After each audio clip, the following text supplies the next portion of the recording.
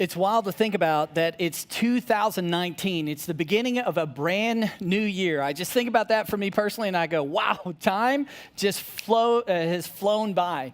As I think about, a new year, I just think to myself, personally, it's a perfect time of year to think about our future. I mean, this time of year is a perfect time of year for you to think about your future, for me to think about my future. It's actually a perfect time of year not only to think about our future, but to think about a better future.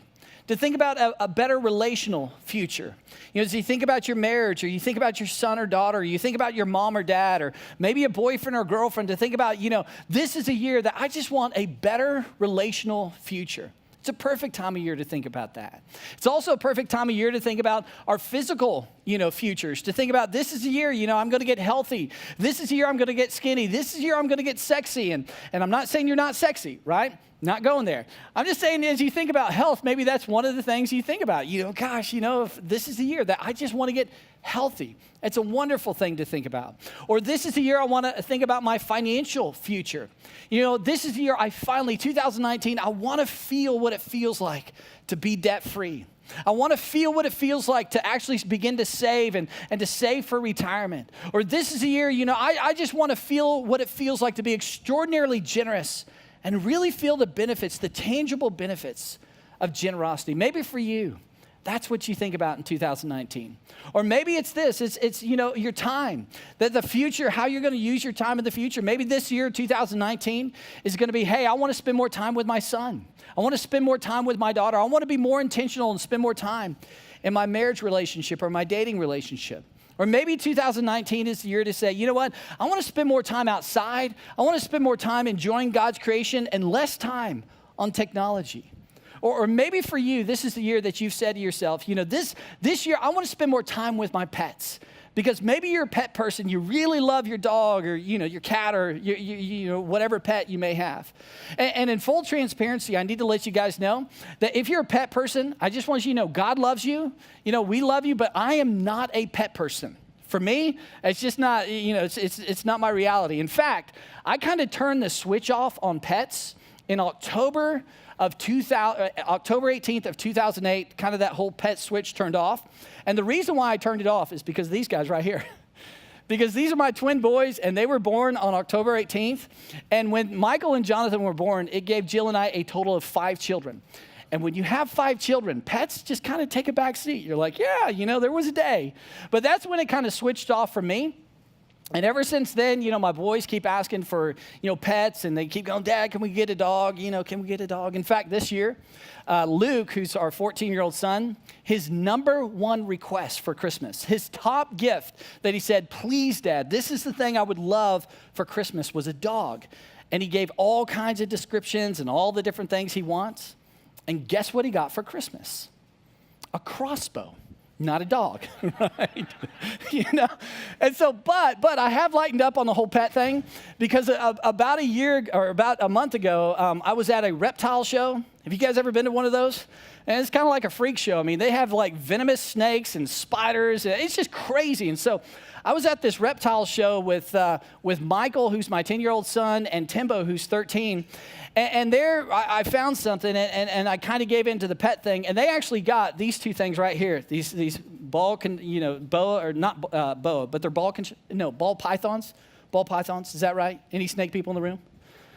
Yeah, you're like, so they got these, and the reason I went with these is because the person who was selling these, they said you only have to feed these ball pythons like once a week, maybe once every 2 weeks. The older they get, maybe once every 3 weeks. And I went, that is perfect. That's a perfect pet. So anyways, I've digressed a little bit. So to get back on track, to get back to our futures, for some, you're thinking about this year, I want to spend my time different. And for others, you would say, no, for me, it's my spiritual future. I'm thinking about, this year, 2019, I want to get better in my relationship with God. I want to experience what you talk about, Buck. You talk about like God's grace, like tangibly experiencing his grace. I want to experience that.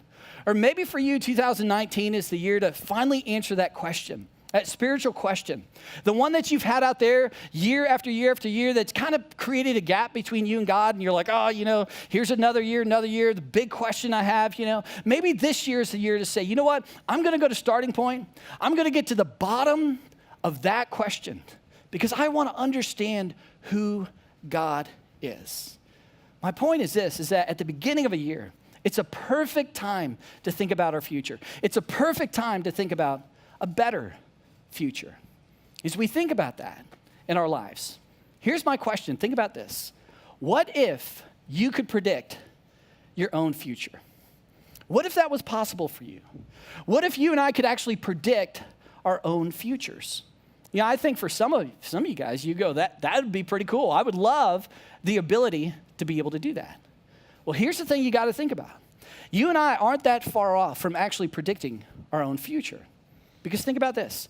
At some point in time in your life, at some point in time in my life, we've all said this statement. We've all said, I should have seen that coming. You know, relationally, I should have seen that coming. I should have seen that coming with her. I should have seen that coming with him. You know, I should have seen that coming with my kids. I should have seen that coming. We've all said this statement. In fact, I think about my life, and I think about when Jill and I got married. At the time, I was working at Dell, then I quit Dell, and I started playing professional golf. Golf was, a big part of my life growing up. And I remember as I was doing that, playing professional golf, which is really expensive, I became very good friends with Mr. Visa and Mrs. MasterCard. And so I kept spending and spending and spending and spending. And eventually, Jill and I landed in a place where we had $29,000 in credit card debt. And I thought to myself, I should have seen that coming. I should have seen that coming. Because every time, I kind of swiped it. Every time I kind of went there, I was like, yeah, do I really need that? Should I be doing that? And then when the credit card bills would come, I would go, I'm not going to look at this one. I'm just going to kind of let it go into the trash can. I really don't want to see what that has to say. I think for all of us, we've said this in our life. I should have seen it coming. But what makes this hard is that that's difficult to do, isn't it? It's difficult to kind of look in the mirror and go like, oh man, look at it. I should have connected the dots. I should have connected this direction. Something that's much easier to say is this, is you should have seen it coming. That's much easier to say. If you have kids, you get this. And students, this is why your parents are always on you. It's because as parents, you can see the direction. You can see those choices. You can see where that's leading and the future that's leading your kids to. And not only is that true with kids, but guys, isn't it true with, the people around you that you really care about? With your husband or with your wife, with your brother or with your sister, with your parents, with your mom and dad. You can see it coming. It is crystal clear. It's like watching HD TV. And as you see the dots connecting in the direction that they're taking, and as you begin to lean in, and if you've ever done this, you know what I'm talking about, lean in and sit down and have a conversation and say, hey, can I just reflect something to you? Can we just talk about your current direction, morally, financially, relationally, whatever it is? The typical response is this, is, hey, that's none of your business. Hey, what? It's no big deal. The direction of my life, it's no big deal. Everybody does it. It's just fine. But then it happens. Then the crash happens relationally, financially, morally, spiritually, whatever it may be. And when it happens, they're shocked. And they're like, how could this have happened? How could this have happened to me? God, you're so unfair. Life's so unfair. They should have seen it coming. And that's true in your life. That's true in my life. As we think about that, I also want you to think about this. Why is it that you can see what they can't see? And why is it they can see what you can't see? Why is it so easy to see the direction of that person on the other side of you? The relational direction, whatever direction. It's so easy to see that. But why is it so difficult to see the direction in our own life? Why is it so difficult when somebody begins to say, hey, can I reflect something? Can we talk about this or that? It's so difficult to see it. But I'm telling you, when the crash happens, when he leaves relationally, she leaves relationally, when that financial thing happens, isn't it true that we're so shocked? Isn't it true that oftentimes we're like, how could this happen? I just feel so unlucky in life. They're lucky, and he's lucky, and she's lucky, but for me, I'm just so unlucky. What if you should have seen it coming? What if I should have seen it coming? What if we should have seen it coming? So what do we do with that? Well, over the next few weeks, that's what we're going to be talking about. And we're going to be asking and answering the question, can we predict our own future? And the answer to that question may surprise you. And so today, as we just kind of lay the foundation to get this whole discussion started, I want us to look at the words of Jesus. And I know it shouldn't shock you, but Jesus actually spoke directly into this conversation. And Jesus did that in one of his most famous sermons called the Sermon on the Mount. And the Sermon on the Mount, if you're familiar with that, that's the sermon where Jesus talks about all these practical things of life. He talks about relationships. He talks about finances. He talks about people who hurt you and offend you. He talks about forgiveness. He talks about how you can relate to God and how God relates to you. I mean, so many practical things and so many amazing things. So this is a Sermon on the Mount, very famous sermon. And Jesus probably gave the Sermon on the Mount over and over and over and over. You know, he'd go into a new town. He'd have a new kind of crowd, and he would give the same sermon over and over and over. Very famous sermon. And at the end of this Sermon on the Mount, Jesus says something that's so insightful. Jesus leans into the discussion we're having today. And what he says, if you're familiar with this passage, you may be tempted as I kind of show you this to jump to the end to kind of go, oh, I know where you're going with this. I would ask you today that you just don't do that you just stay with me. And we're going to take our time. We're going to go kind of word by word, and we're going to unpack the words of Jesus Christ because he says something so incredibly insightful. So here's what he says, Matthew chapter 7. He ends this whole passage and he says, therefore, in other words, you know, after all these practical things in life, about your life, about my life, he says, therefore, now that all this has been said, he says, everyone who hears these words of mine and puts them into practice. In other words, Jesus spoke directly into a big debate in the first century. In the first century, there was a big debate. Is it more important to hear the law of God, or is it more important to obey the law of God? That was a big debate in the first century. And the religious people said, or the religious leaders said, hey, it's more important to hear the word and the laws of God. Jesus says both are important. It's really important to hear. But he would say it's equally as important to do something about what you hear, to put it into practice. And he says, when you begin to put it into practice, when you trust me and you put the things I've taught you into practice, here's what happens in your life. You will experience immediate relief relationally, financially, along with a bunch of other alleys. That's what he said, right? Is that what Jesus said? No, he didn't say that. But come on, isn't that what we want? Isn't that, we just want Jesus to give us one thing, and if I just do this one thing, it's going to fix it. If I just do this one thing or these two things or, you know, kind of combination, this formula, then it's going to be the solution to my relationship. It's going to be the solution to my life. It's going to make everything better. It's going to be quick. But Jesus doesn't give us quick solutions, and Jesus doesn't give us the quick fix. What Jesus does consistently and constantly is he invites you. He says, come on, kiddo, just follow me. Just put one foot in front of the other, and I will show you the way out. I will show you the way forward. But you've got to trust me. And what Jesus actually says is that when we hear his teachings and we put his teachings into practice, he says, do you know what that's like? He tells us. It's like a wise man. It's like a wise man. And do you know what a wise man is? Do you know how a wise man sees life? A wise man sees life as connected. He sees life as, you know, hey, what I did in my past is going to be connected to kind of my current reality, and what I'm doing in my current reality is going to be connected to my future. Life is connected. That's what a wise person sees. A wise person can pull out of the everyday decision kind of making of life, and they can see a bigger, broader narrative. They can see a bigger, broader picture to say, look, life is absolutely connected. A wise person, anytime they face a difficult or a big decision in life, says, in light of my past experiences, in light of my current circumstances that I face today, and a lot of my future hopes and dreams, what's the wise thing for me to do? What's the wise thing for me to do? Because a wise person sees life as connected.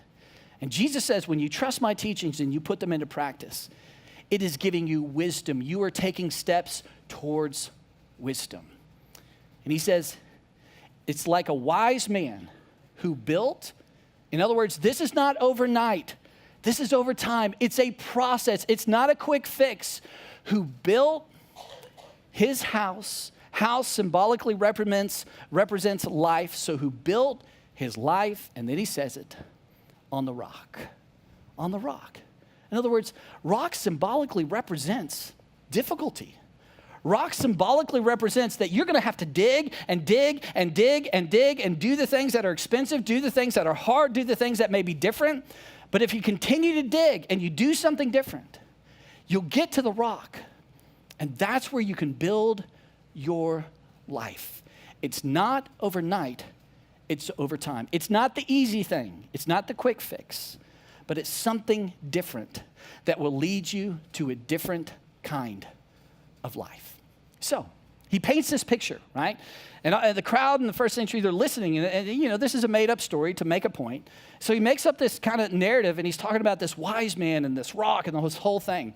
And then Jesus pauses, and he juxtaposes this with another man. And he says, let me continue. He says, but everyone who hears these words of mine and does not put them into practice is like a foolish man. Now here's somebody opposite. You know what a foolish man kind of thinks, or how a foolish man sees life? A foolish man sees life as disconnected. A foolish man would say, hey, it's no big deal. It's no big, whatever. What I did in my past is not going to, have any impact on my current reality. And what I do today is not going to have any impact on my future reality. Jesus would say, that's a foolish man. And a foolish man is full of these, is full of good intentions. One day, someday, one day I'll spend more time with my son. One day I'll spend more time with my daughter. One day I'll take you out consistently on dates. One day I'm going to apologize to my wife. One day I'm going to apologize to my husband. One day I'm going to start saving or being generous. One day, someday, good intentions. But you see, good intentions are not good enough. Good intentions may work in the moment, but they will not work in your future. And Jesus says, good intentions actually lead you somewhere. And Jesus tells us. He continues. He says, everyone who hears these words of mine and does not put them into practice is like a foolish man who built his house on sand, who didn't do the difficult thing, who didn't do any digging, just said, hey, here's the sand. The rock is down there. I've got to do something different. But no, I'm just going to do the quick thing. I'm going to do the easy thing. So here Jesus paints these two pictures. And in the first century audience, you could kind of feel the shift and the mood. And if we could make some kind of ominous music play and bring the lights down a little bit, this was the mood in the crowd. And everybody was kind of thinking, oh, something is about to happen. And my question for you after you hear the words of Jesus is, can you see it coming? Can you guys see it coming? He just talked about a wise man who built his house, his life on rock, and he's now talking about a foolish man who built his house on the sand.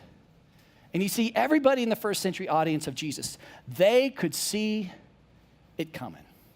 And Jesus says, it is coming. And here's what he says.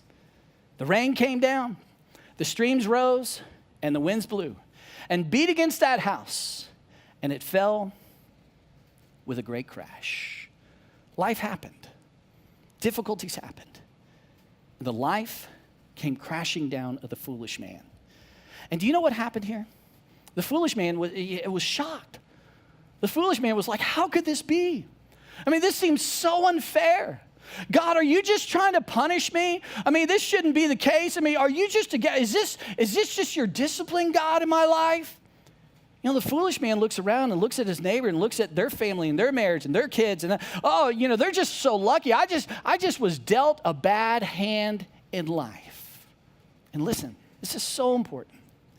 It has very little, if nothing, to do with luck in life. You know why? Because you should have seen that coming. You should have seen that coming. And then Jesus contrasts this from the foolish man. And he says, but there was something else, a life that did not fall. And he says this, it did not fall. Why? Because it had its foundation on the rock. That they built their life on something else. And ultimately, the rock represents Jesus Christ. But Jesus is also giving something very practical to you and to me. He's saying that there is something that we can do in our life, that if we want something different in our life, we have to do something different. If we're going to see our life change, we have to change what we do. And it's going to be difficult. There's going to be some digging. It's going to take some hard work, but it ultimately, practically builds your life on rock. Now, we hear that, and the tension with that, oftentimes the big tension with this, is this idea of good intentions. Is that you and I, we have a lot of good intentions. You and I, we'll sit through something, you'll come here on Sunday and you'll hear something, you're like, okay, that's so good, I need to do something different. And even we'll have a lot of emotion. And we may even shed some tears and go, man, I've got to do this in my marriage. I've got to do this with my kids. I've got to do this in my dating relationship. Man, God, I feel like, I'm going to do something different. Good intentions. But guys, what we all know is that good intentions are not good enough. We've all seen this. And I just want to give you a couple examples to kind of bring this forth or to kind of highlight this tension. As I give you these examples, I'm not saying these individuals are bad or good. It has nothing to do with good or bad individuals. This has everything to do with a choice. We all have a choice. These are good and bad choices, wise and unwise choices. And we've all seen good intentions played out. For example, we've all seen this. As somebody says, hey, I want a great relationship with my kids, right? That's a wonderful thing. That's a good intention. So I'm going to work all the time. Bad direction. And think about this. Why would you trade what's so unique to you for something someone else will eventually do? Why would you do that? I mean, I think all of us, lots of talented people, lots of smart people, you have unique roles. I mean, they're wonderful. But eventually someone else is going to sit in your chair. Eventually someone else is going to sit in that office. Eventually someone else is going to do what you currently do. And the most unique thing to you is being a mom. The most unique thing to you is being a dad. Why would you trade what's so unique to you for something someone else will eventually do? See, good intentions are trumped by direction every single time. Good intention is I want my kids to trust God who will never forsake them or leave them. If you're a follower of Christ, this is really kind of the goal of parenting. This is the idea is that one day I want to transfer the trust of my kids away from me as a mom and dad, to their Heavenly Father who will never forsake them, who will never leave them. I mean, that's the goal. That's a good intention.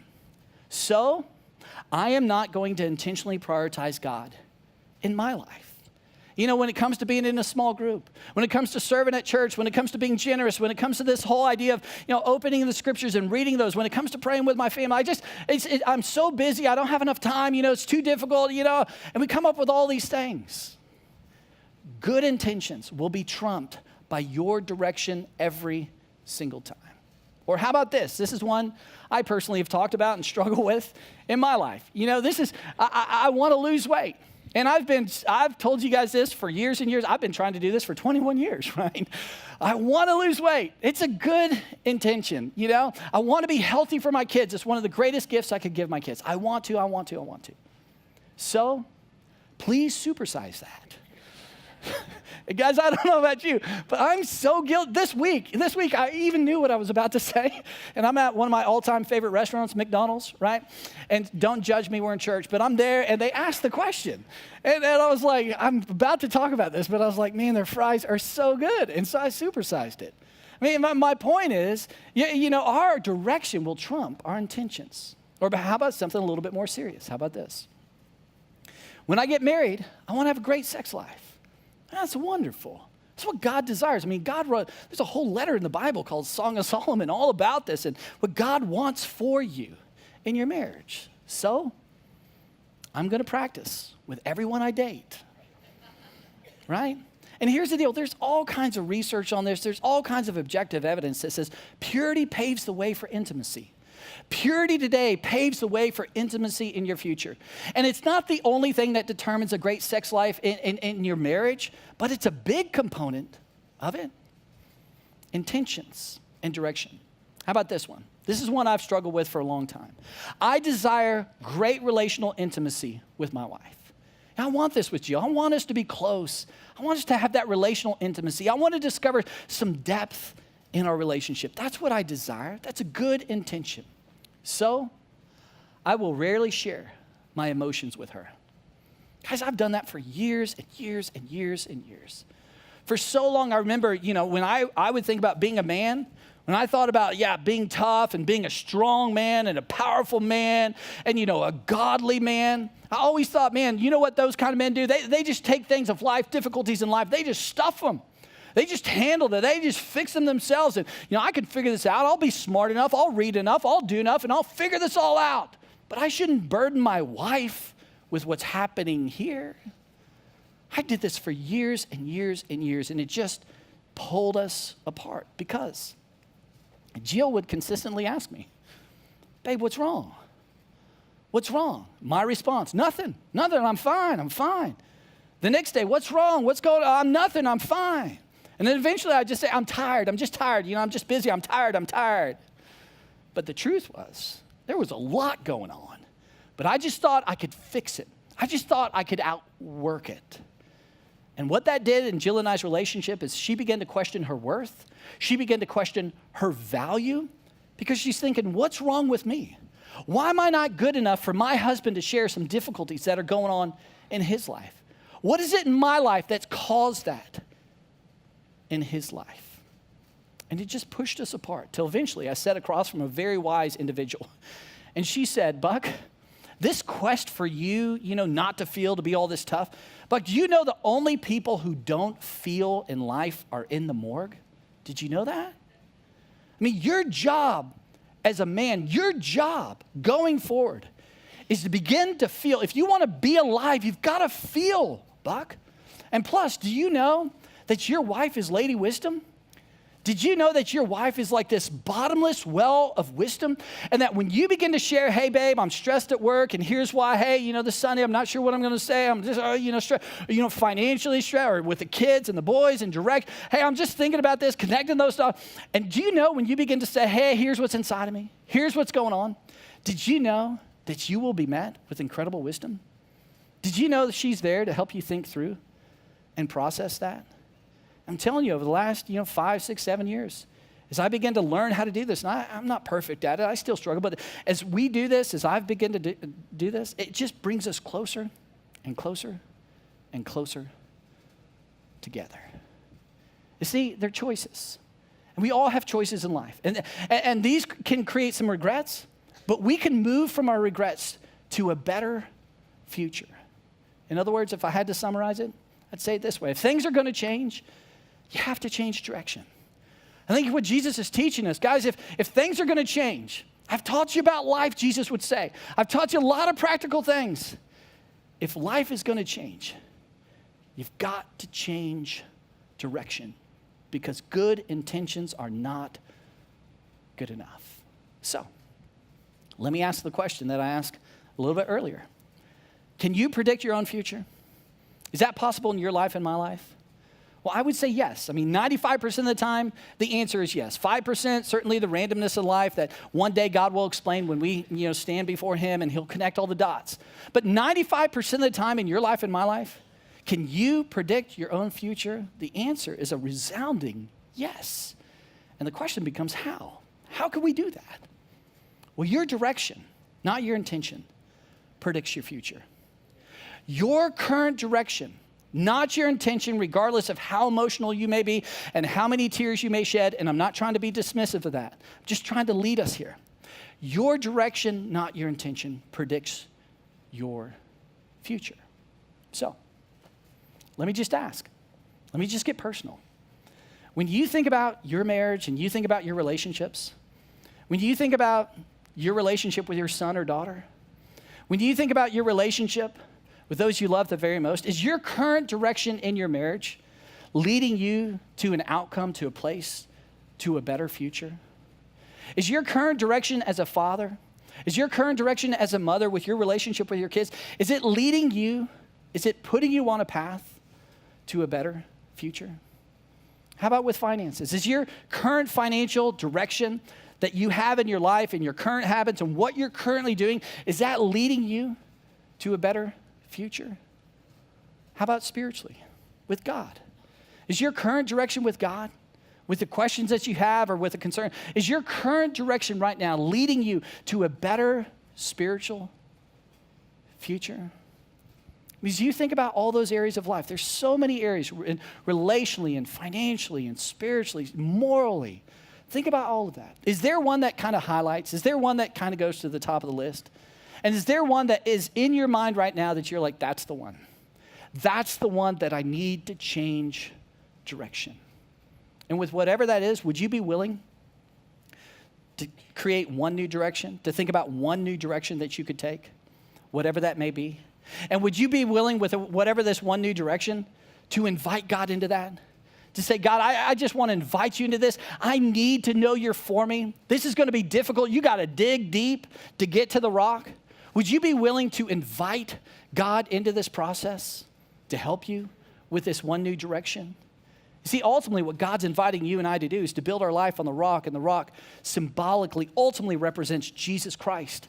And we're going to talk about that next week. But today, from a very practical perspective, what's one new direction? And would you be willing to invite God into that? And would you be willing to tell someone? Would you be willing to tell that individual in your life that may have your best interest in mind? Would you be willing to tell that one individual in your life who can see things you can't see?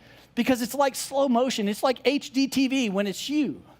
But when it's me, it's so hard to see. So would you be willing to tell that one individual who can encourage you, who can pray for you, who can have some honest, helpful conversations with you? Because if you're willing to pick a new direction, to invite God in, and to tell someone who has your best interest in mind, Jesus tells us what that's like. That's like a wise person who built their life on a rock. And rock symbolically also represents satisfaction. And satisfaction is synonymous with happiness, with a better future. So, bottom line, can you predict your own future? Well, the answer to that is yes. How? Your direction, not your intention, predicts your future. Let me pray for us. Father, thank you so much for this day. Thank you for your love for us, for your grace, for your patience. God, I know there's so much to think about as we begin this discussion, so many areas of life. So, Father, I just want to invite you in, and I just want to ask you for every single one of us, wherever we're at, in our relationships, in our finances, in our relationship with you, in our moral decisions, wherever we're at, would you just highlight one new direction? Would you give us the courage to invite you consistently into that? And would you really give us the courage to tell someone? God, I trust you with that. Thank you for this day. Thank you ultimately for your son, Jesus Christ, who teaches us these incredible, incredible truths. In Jesus' name, amen. Guys, thanks so much for being here. I'll see you next week.